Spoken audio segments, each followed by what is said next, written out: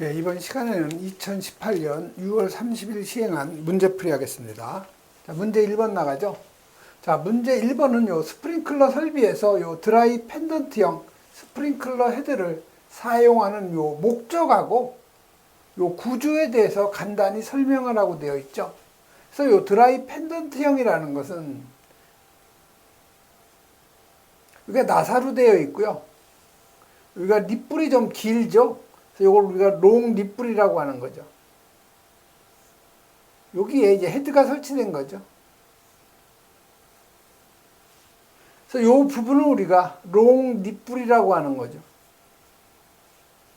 그래서 이 롱 립불 속에는 뭐가 들어가 있냐? 바로 여기 안에 부동액이 채워져 있는 거죠. 그래서 이 부동액은 이 겨울철에 동결이 되지 않는 그 물질이기 때문에 이 동결이 안 돼요. 겨울철에 얼지를 않는 거죠.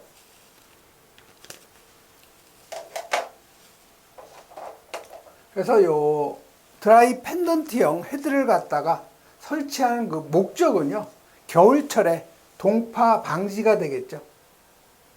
그다음에 구조는 여러분이 요 롱 립불 속에 부동액이 봉입되어 있어서 평상시에 여기로 물의 유입이 안 되는 거죠.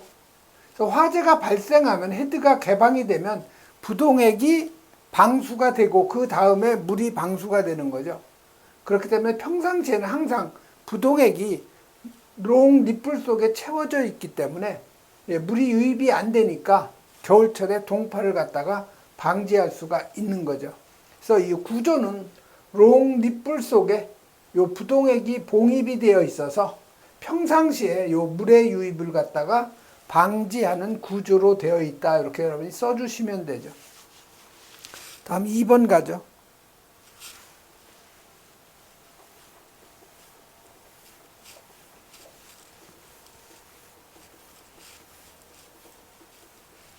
자, 2번은 소화설비고 급수 배관에 사용하는 개폐 표시형 요 밸브 중에서 요 버터플라이 밸브, 요거 외의 밸브를 꼭 사용해야 되는 배관의 이름하고 그 이유에 대해서 기술하라고 되어 있죠.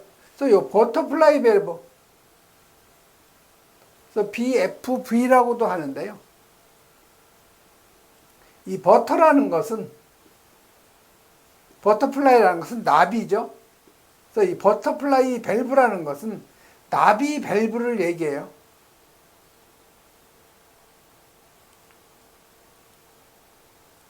그래서 여러분이 이 버터플라이 밸브는 이런 접시 모양으로 되어 있는데 이 원판이 둘로 갈라져 있죠. 그래서 여기에 그 밸브를 조작하는 요 손잡이가 있는 거죠. 그래서 이 밸브를 갖다가 열고 닫고 하는 그러한 그 접시형 밸브예요. 이걸 우리가 버터플라이 밸브라고 하죠. 그래서 이 버터플라이 밸브를 사용하면 안 되는 이 배관은 여기 펌프가 있으면 이 펌프에 그 흡입책이 있겠죠. 그래서 이 흡입책에 개폐 밸브 들어가고 여기 스트레이너 들어가죠. 그래서 여기 이제 수조가 되겠고요. 그래서 이쪽에 사용하는 요 흡입책에 설치하는 요 개폐 밸브는 요 버터플라이 밸브,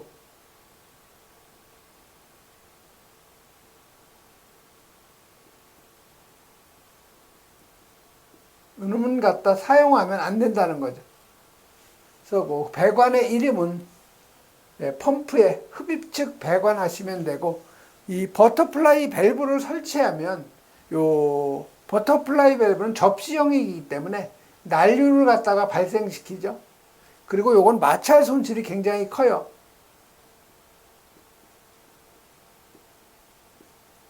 그렇기 때문에 공동현상을 발생시키는 거죠.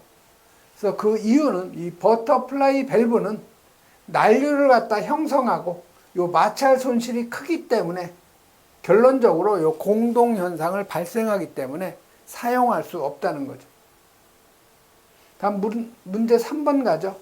자, 문제 3번은 요 건식 스프링클러 설비에서 이 건식 밸브의 평상시 기능하고 화재 시 기능을 갖다가 구분해서 쓰라는 거죠. 그래서 여러분 이 건식 밸브, 자, 이 건식 밸브는 요 1차 측은 가압수가 들어가 있고요. 2차 측은 컴프레셔에 의해서 요 압축 공기가 들어가 있죠. 그래서 여기에 클래퍼가 있는데 요 클래퍼는 평상시에는 이 압축 공기가 1차 측으로 유입이 되는 걸 방지해주는 체크 밸브 기능이 있죠.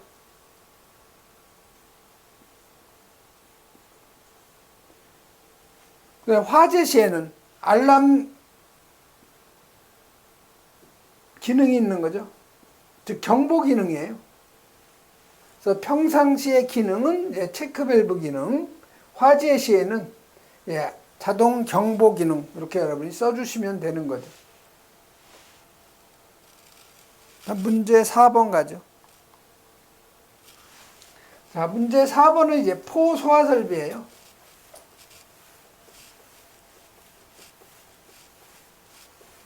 그래서 그 경유를 저장하는 5개 저장 탱크에 고정포 방출구가 설치되어 있고 또한 여기에 보조 포소화전이 설치되어 있는 거죠. 그래서 지금 요 경유를 저장하는 위험물 5개 저장 탱크의 높이가 7m고 요 직경이 10m인 콘 루프 탱크죠. 즉 CRT 탱크예요. 여기에 2형 방출구하고 요게 보조 포소화전을 2개 설치했다는 거죠. 자, 조건을 보면은 배관의 그 낙차 수도하고 마찰 손실 수도가 55m. 그다음에 그 포움 챔버의 압력 수도로 양정을 계산하는데 그림을 참조하라고 되어 있는데 여기 오타가 있어요. 이 그림 참조에 보조 표소화전이 아니고 보조 포소화전이죠. 압력 수도는 무시하고요. 펌프의 효율 65%. 그다음에 전달 계수 K는 1.1로 하라고 되어 있죠. 그다음에 배관의 송행량은 제외한다. 즉 배관의 직경이 내경이 75mm 이하는 제외죠. 근데 여기서는 아예 배관 보정액은 제외를 하라고 되어 있죠. 자, 그럼 물음으로 한번 들어가 보죠.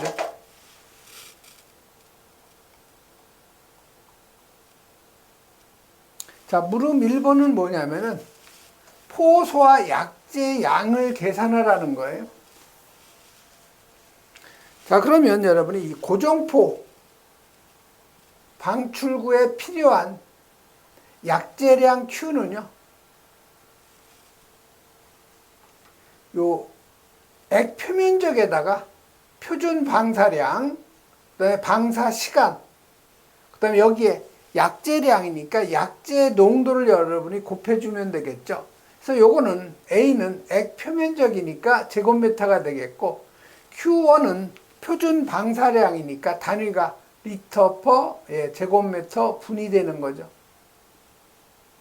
그 다음에 T는 방사 시간으로서 단위가 분이고, 그 다음에 요 S는 약재 농도죠.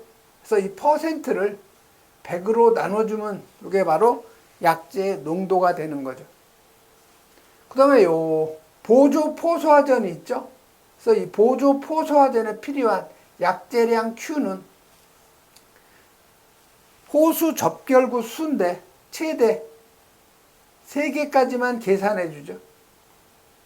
여기에다가 분당 몇 리터예요? 400리터씩에서 20분이니까 8000리터죠. 여기에다가 약재 농도를 곱해주면 이게 보조 포소화전에 필요한 약재량이 되는 거죠. 이게 바로 물음 1번이죠. 식에다 여러분이 그대로 대입을 하면 돼요. 자, 고정포 방출구 필요한 약재량 Q는 자, 액 표면적은 현재 탱크의 직경이 지금 몇 미터예요? 요 직경이 지금 10m라는 거죠. 요게 바로 액 표면적이 되는 거죠. 그래서 4분의 파이에다가 탱크의 직경 10m의 제곱. 그래서 이게 뭐가 나와요? 미터의 제곱이 되죠. 즉 액표면적 A가 되는 거죠. 다음 그 Q1이죠. 표준 방사량이에요. 그래서 이 표준 방사량은 여러분이 그 표에서 보면은 지금 저장하는 오염물이 경유죠, 경유. 그래서 이 경유는 오염물 그 사류의 제2석유류에 해당이 되죠. 그래서 제2석유류의 그 인화점은 여러분이 1석유류는 인화점이 요게 21도씨 미만이에요. 그다음에 요 2석유류가 인화점이 21도씨 이상, 70도씨 미만이죠. 그다음에 3석유류는 인화점이 70도씨 이상, 200도씨 미만이죠. 그다음에 4석유류, 요거는 인화점이 200도씨 이상, 250도씨 미만이 되는 거죠. 그래서 지금 경유니까 이석유류는 인화점이 21도씨 이상, 70도씨 미만에서 여기에 해당이 되는 거죠. 자, 고정포 방출구의 종류는 뭐냐면 E형이에요, E형.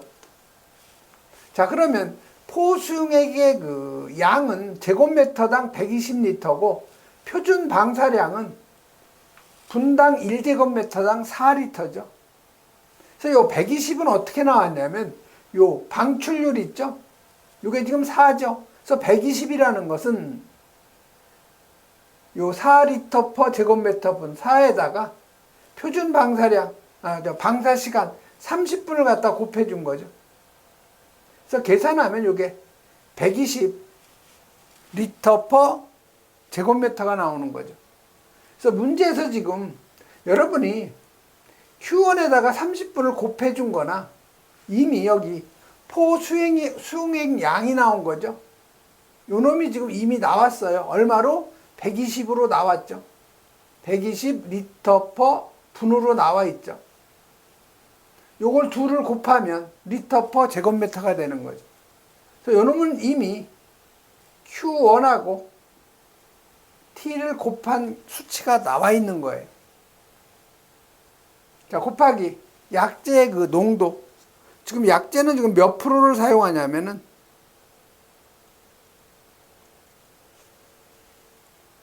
그림에 나와 있죠. 보조 포소화 약재 3% 수용액포예요. 3%니까 0.03이 되는 거죠. 100으로 나눠주면. 그래서 요 고정포 방출구에 필요한 약재량 282.74죠. 단위는 리터가 되겠죠. 이건 고정포 방출구요. 그 다음에 보조포 소화전에 필요한 약재량 Q는, 자, N은 최대 3개인데 여러분이 그림상을 보면은 호수 접결구인데요. 여러분이 어떤 분들은 이게 쌍구형이 아니냐 했는데 쌍구형을 표시한 건 아니에요. 그냥 보조포 소화전이 2개라고 지금 그려놓은 거죠. 그래서 여러분 이 보조포 소화전은 호수 접결구 수인데 이건 2개로 계산을 해줘야 돼요. 여기에다가 8,000리터 곱하기 0.03이 되는 거죠. 그래서 요거 계산하면 얼마가 나오냐? 이게 480리터가 나오는 거죠.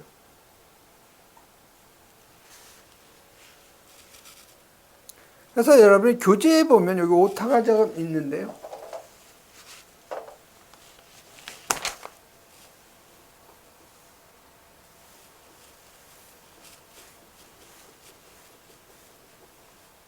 여기 보시면 이 고정포 방출구의 포소화 약재량이라는데 이게 틀린 거죠.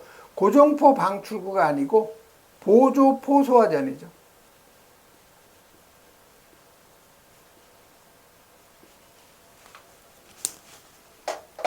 그래서 이 보조 포소화전 필요한 약재량 480리터 각각 여러분이 계산할 수가 있는 거죠. 다음 물음 2번은요. 모터의 그 동력 계산하라는 거죠. 그래서 이 P 킬로와트는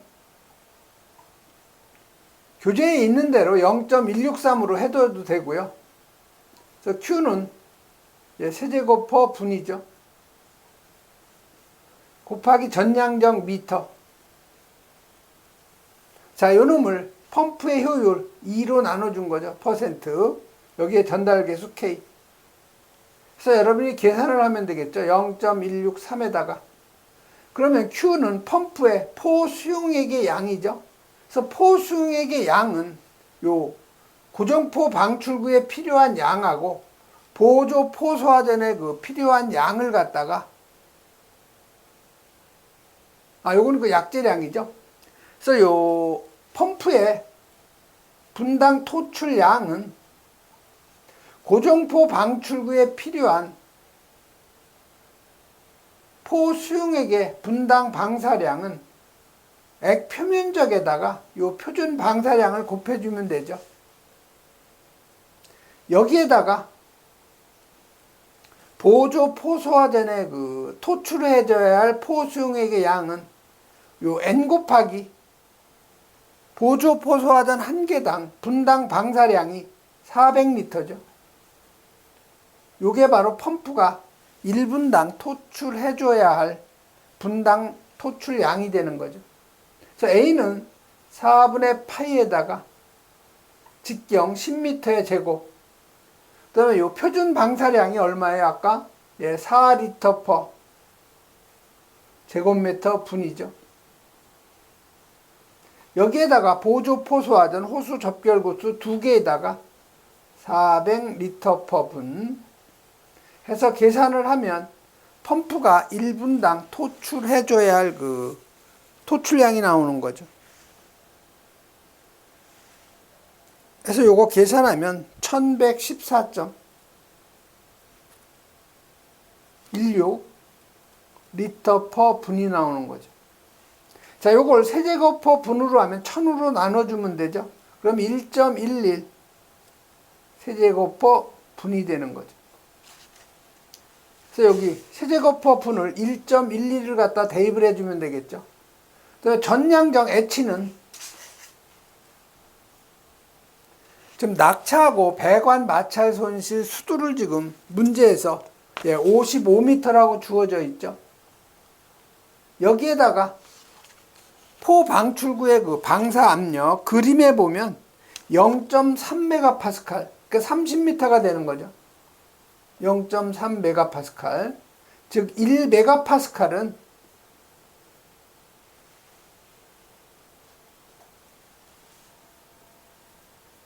이게 100m죠.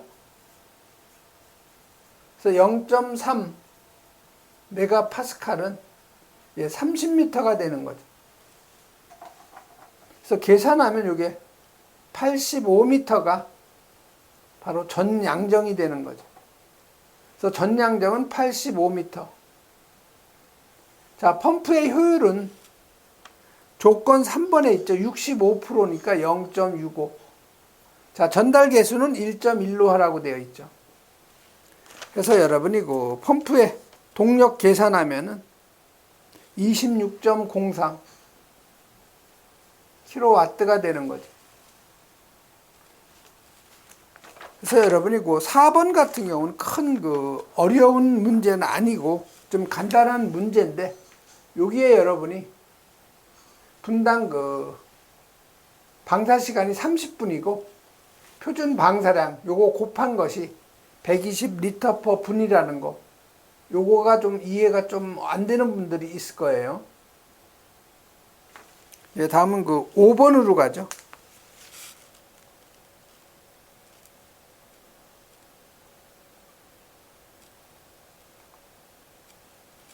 자, 5번은 이제 하로겐화합물 그 소화 설비인데, 하론 소화 설비죠. 그래서 하로겐화합물 소화 설비가 하론 소화 설비로 화재 안전 기준이 이제 바뀐 거죠. 그리고 청정 소화약제 그 소화 설비가 하로겐화합물 및 불활성 기체 소화 설비로 개정이 되었죠. 그래서 앞으로는 이 하로겐화합물 소화 설비를 하론 소화 설비라고 해야 되죠. 그래서 그 문제 5번은 하론고 1301에 요 평면도를 주고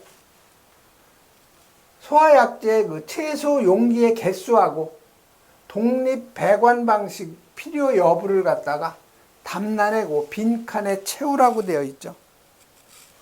그래서 여러분이 방호구역 최적 계산할 때 보시면 여기 A실은 전기실이에요. 그래서 이 전기실은 세로가 30m고 요 가로가 여기 15m가 있죠. 그 다음에 이쪽까지예요. 여기까지.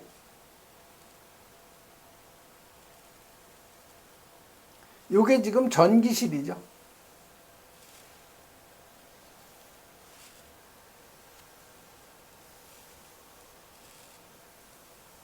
요 실이 전기실이고, 그 다음에 요 발전기실은 요 부분이에요. 요 부분이 발전기실이죠. 그 다음에 요 방제실. 방제실은 여기 10m. 그 다음에 세로가 15m죠.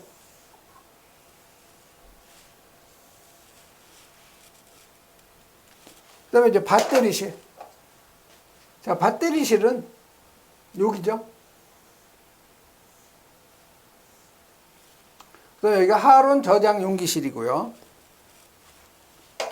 그래서 조건을 여러분이 보시면 약재 저장 용기 방식은 고압식, 그다음에 약재 소화 용기 한 개당 약재량은 50kg, 즉 한 병당 저장하는 약재의 그 무게는 50kg라는 거죠. 그다음에 내용적, 용기 한 개의 내용적은 68L. 각 실에 대한 배관 내용적하고 용기실의 입상관 포함은 다음과 같다 했는데, 여러분이 여기서 주의해야 되는 것은 집합관의 용적이에요. 그래서 이 집합관이라는 것은 여러분이 이 화론 저장 용기실에 보면 여기에 집합관이 있는 거죠. 플랜지가 있고요. 여기 집합관이 있고 여기에 안전밸브 있죠. 지금 여기에 각 실로 가는 여기 전기실로 가는 배관이 있고요. 그다음에 여기는 B실 발전기실로 가는 배관. 그다음에 여기는 방제실로 가는 배관. 요건 배터리실로 가는 배관. 요걸 공통적으로 접하는 부분. 요 부분을 우리가 집합관이라고 그래요. 그래서 집합관의 그 내용적은 A실에서 D실까지 다 공통적으로 똑같은 거죠. 여기에 CO2 저장 용기가 있는 거예요. 그래서 이 집합관의 내용적은 A실에서 D실까지 다 똑같다는 거죠.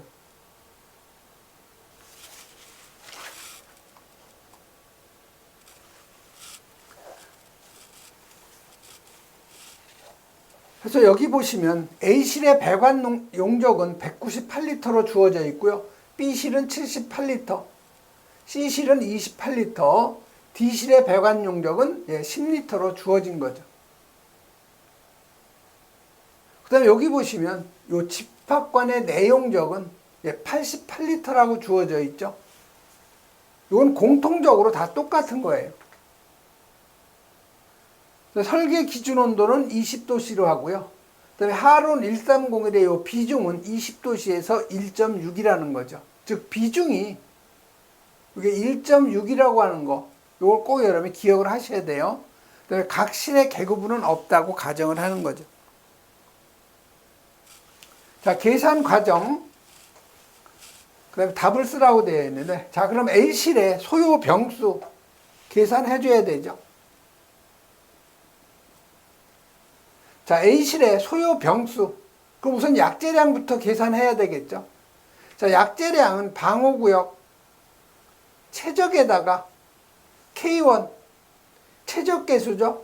방호구역 1세제곱미터당 약재 저장량이죠. 여기에다가 계급 후 자동 폐쇄 장치가 없을 경우에는 여기에다가 계급 후 면적계수죠. K2 제곱미터당 가산량을 갖다 더해줘야 되겠죠. 근데 문제에서 요 계급 후 가산량은 무시하라고 되어 있어요. 그렇기 때문에 방어구역 최적에다가 K1. 자, 하론 1301은 요 K1이 얼마예요? 요게 0.32죠. 킬로그램 퍼 미터의 3승. K2는 2.4죠. 그래서 여러분이 요 하론 1301의 그 소화 약재량 보면 차고나 주차장, 전기실만 주로 나오죠. 그래서 요 K1 최적계수 여러분이 꼭 암기하시고 개구부 가산량 K2 여러분이 꼭 암기하셔야 돼요. 그래서 이 식에다 여러분이 A실 대입하면 되죠. 자, A실의 방어구역 최적은요. 요 A실의 최적은 일단 요 부분이죠.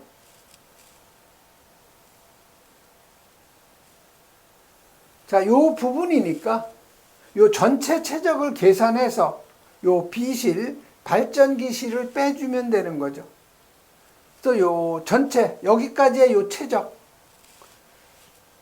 요게 30m 곱하기 30m죠. 바닥 면적이.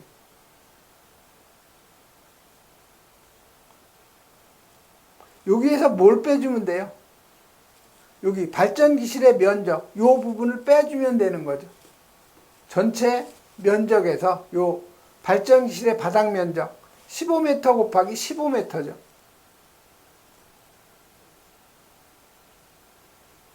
이렇게 계산하면 요 부분의 전기실의 바닥 면적이 나오는 거죠. 여기에다가 층고, 높이가 지금 몇 미터냐? 네, 층고는 지금 조건 10번에 나와 있죠. A실하고 B실은 층고가 5m예요.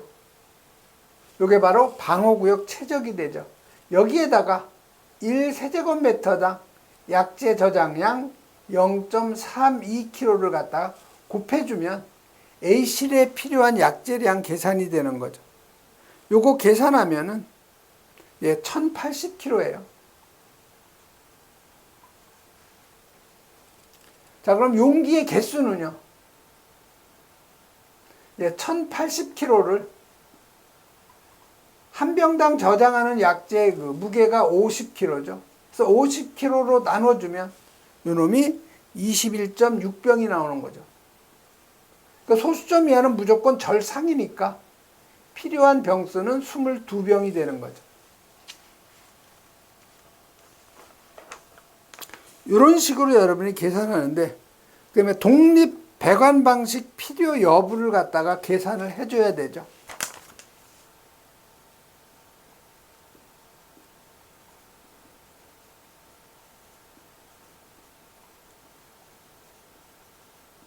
그래서 이 독립 배관 방식 필요 여부는요, 여러분이 꼭 계산해야 될 게 있어요. 즉, 배관 내용적을 이 배관 내용적 합계를 뭘로 나눠주냐? 요 약재량 최적 있죠? 소요 약재량의 최적으로 나눠준 것이 요게 1.5보다 크면 독립 배관 방식,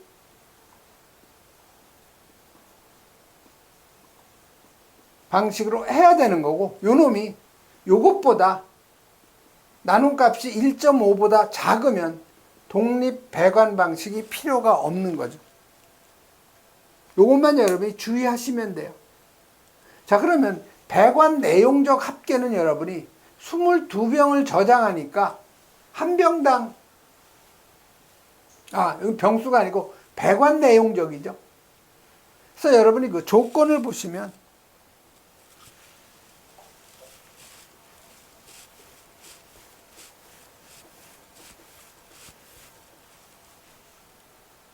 A실의 배관 내용적이 198리터예요. 배관 내용적이.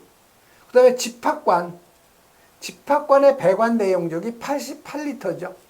그래서 아까도 제가 설명을 드렸지만 여기 집합관이라는 것은 여기에 저장 용기가 설치되어 있죠. 집합관에. 그럼 여기에 선택 밸브가 들어가죠. 줄이 지금 4개니까 여기 선택 밸브가 4개가 들어가요. 자, 여기가 A실이고 여기가 B실이고 여기 C실, D실이 되는 거죠. 지금 요 집합관의 요 내용적, 여기에서 여기까지 집합관은 공통 배관이죠. 요게 지금 88리터라는 거예요. 그 다음에 A실의 요 배관 내용적이 198리터라는 거죠. 그러면 배관 내용적 합계는 어떻게 되겠어요? 예, 198리터에다가 집합관 88리터를 더한 것이 배관의 내용적 합계가 되는 거죠. 그러면 약재량 여러분이 최적을 계산해야 돼요. 자, 그러면 약재는 지금 22병을 저장하니까 약재의 그 총 무게는 어떻게 되겠어요? 약재의 그 무게는 요 위에 이제 지워도 되겠죠.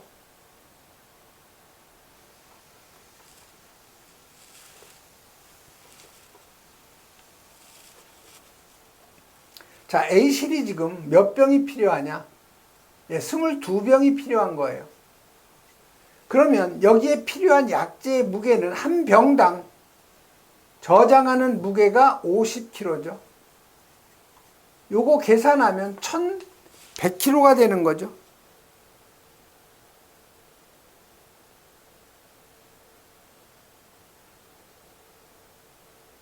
그냥 뭐 병수 뭐 계산 안 해도 되겠네요. 그대로 22병 곱하기 병당 50kg가 총 필요한 약재의 무게가 되는 거죠.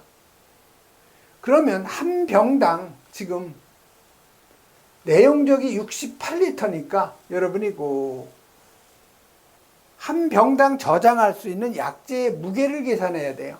자, 그러면 비중이 지금 1.6이라고 그랬죠. 그럼 여러분이 밀도를 계산해야 돼요. 밀도. 자, 밀도라는 것은 물의 밀도에다가 비중을 곱한 거죠. 자, 물의 그 밀도는 얼마예요? 1000kg per 미터의 3승이죠. 자, 비중 1.6을 곱하면 1600kg per 미터의 3승이죠. 자, 그러면 1세제곱미터는 리터로 하면 10의 3승 리터죠. 그래서 1600kg, 이게 10의 3승 리터죠. 그래서 요걸 계산하면 얼마가 나와요? 1000으로 나눠주면 1.6kg per 리터가 되는 거죠. 다시 말해서 요 1리터의 그 무게가 1.6kg라는 거예요. 그러면 22병 곱하기 50kg 한 것이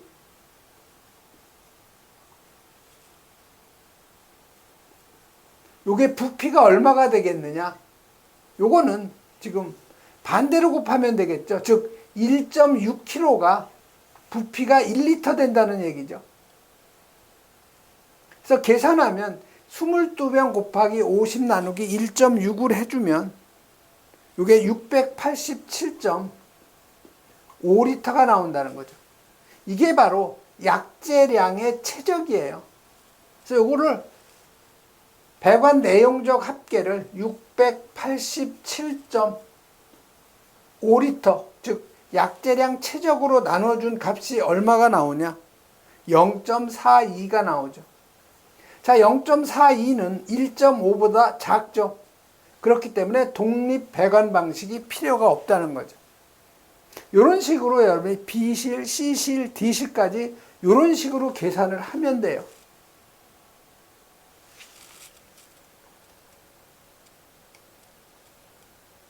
그래서 지금부터는 요 계산 교재에 있는 요 계산 내용을 가지고 이제 설명을 드리면 쉽겠죠.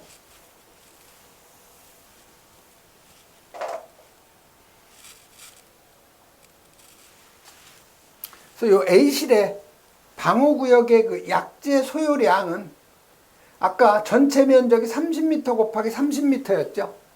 그래서 요 B실 전기실에서 아까 그 발전기실의 그 바닥 면적을 빼줘서 높이 5m 곱하고 그 다음에 K1 최적계수 하론 1301의 전기실의 최적계수는 0.32. 그래서 계산하면 1080kg가 필요한 약재량이죠. 그래서 병수는 1080kg를 한 병당 50kg씩 저장하죠. 그래서 병수 계산하면 21.6이니까 무조건 절상해서 22병이 필요한 거죠. 그래서 이게 소요 병수고요. 근데 독립 배관 방식 필요 여부는 일단 배관의 전체 내용적은 집합관이 88리터, 그 다음에 전기실의 배관 내용적이 198리터죠. 그래서 총 배관 내용적은 286리터. 그 다음에 저장용기의 약재량 최적인데요. 22병이죠. 한 병당 50kg. 이게 바로 약재의 무게예요. 자, 1.6은 비중이라고 되어 있죠. 그래서 비중으로 그대로 나눠주면 바로 약재량의 부피가 되는 거죠. 그래서 배관 내용적을 약재의 부피로 나눠주면 0.42배니까 1.5보다 작으니까 독립 배관 방식이 필요가 없다는 거죠. 그다음 B실, 발전기실도 A실하고 똑같이 여러분이 계산하면 돼요. 약재 소요량은 바닥 면적 15m 곱하기 15m고요. 높이 층고가 5m죠. 그다음에 최적계수 0.32 곱하면 필요한 약재의 무게는 360kg. 소요 병수는 한 병당 50kg로 저장하니까 50으로 나눠주면 7.2병. 무조건 절상이니까 8병이 필요한 거죠. 자, 독립 배관 방식 필요 여부는 배관 내용적 집합관에다가 그 실의 배관 내용적 더하면, 즉 집합관이 88리터죠. 요건 똑같아요. A실이나 B실이나 C실이나 D실이나. 그다음 배관 내용적 78이죠. 그래서 그 총 배관 내용적은 166리터가 되는 거죠.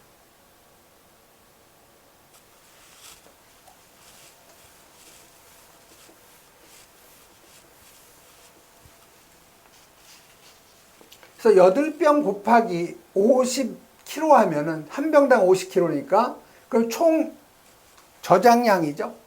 그놈을 비중으로 나눠주면 이게 필요한 약재 그 부피가 되는 거죠.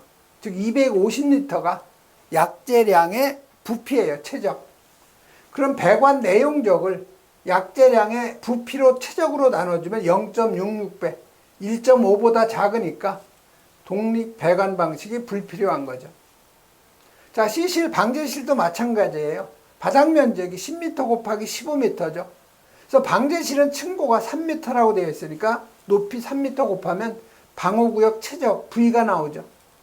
또 최적계수 0.32 곱하면 필요한 약재량은 144kg죠. 자, 소요 용기 수는 144kg 나누기 병당 저장량 50kg로 나눠주면 2.88병. 그럼 필요한 병수는 절상이니까 무조건 3병이 되는 거죠. 자, 독립 배관 방식 필요 여부죠. 자, 집합관 88리터에다가 배관 내용적 28리터 더하면 배관의 총 그 내용적은 116리터죠. 소화 약재량의 최적은 지금 저장하는 병수가 3병이죠. 그럼 한 병당 50kg씩 저장하는 거니까 총 150kg가 필요한 거죠. 그래서 최적은 비중으로 나눠주면 되니까 93.75리터가 되는 거죠. 자, 그러면 배관 내용적 116리터를 약재량의 최적으로 나눠주면 1.24배죠. 그럼 이건 1.5보다 작으니까 독립 배관 방식이 필요가 없는 거죠. 다음에 그 D실이죠.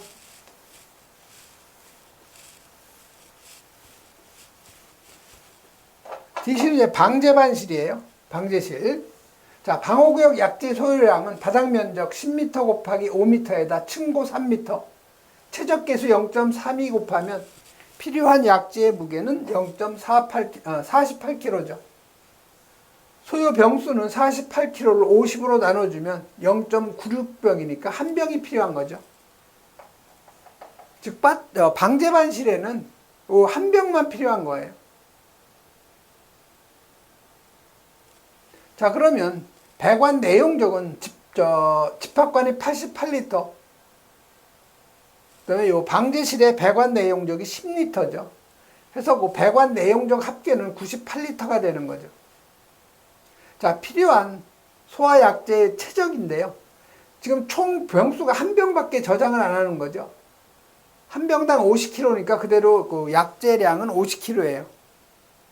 이걸 비중 1.6으로 나누면 약재량 최적이 되는 거죠. 31.25리터.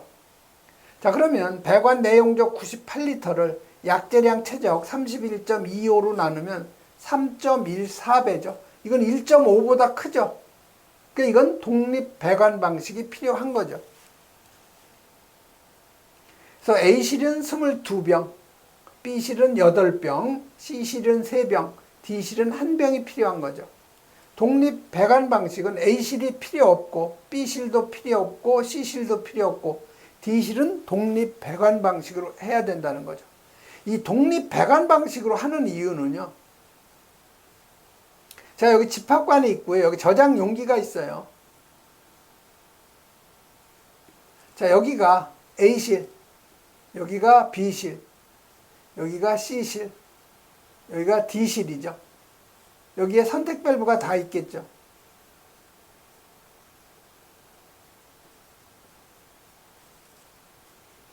자, 그러면 지금 요 D실 같은 경우는 한 병만 나가는 거예요. 한 병.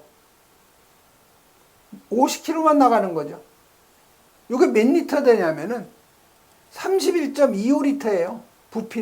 부피로.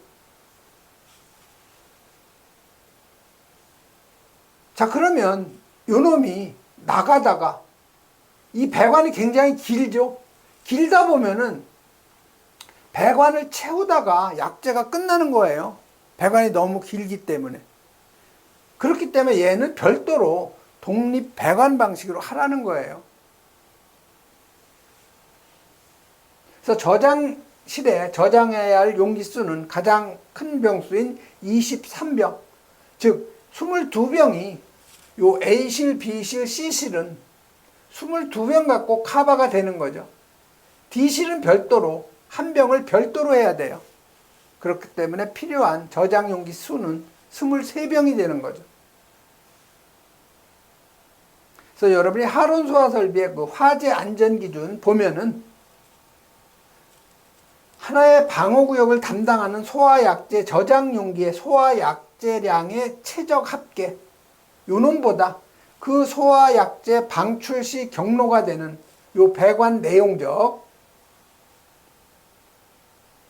요놈이 1.5배 이상일 경우에는 독립 배관 방식으로 해야 된다. 이렇게 화재 안전 기준에 나와 있는 거죠. 별도로.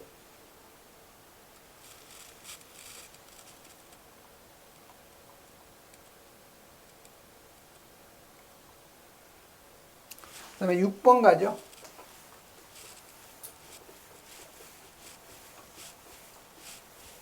자, 6번은 점검 항목수라는 것도 이것도 지금 관리사에서 나오는 문제인데요.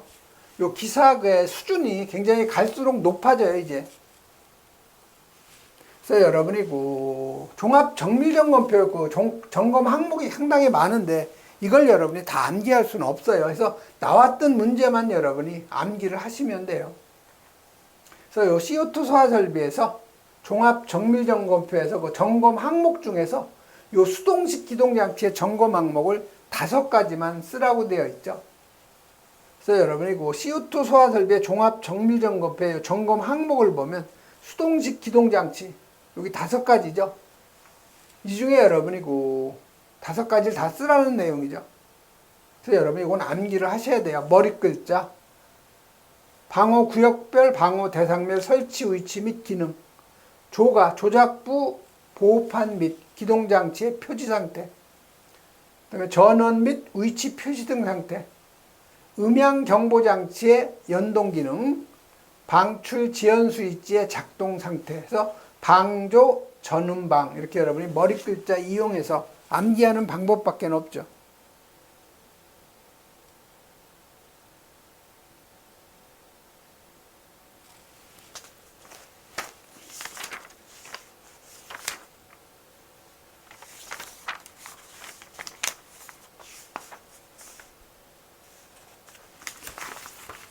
네, 이번 시간에는 여기까지만 하겠습니다.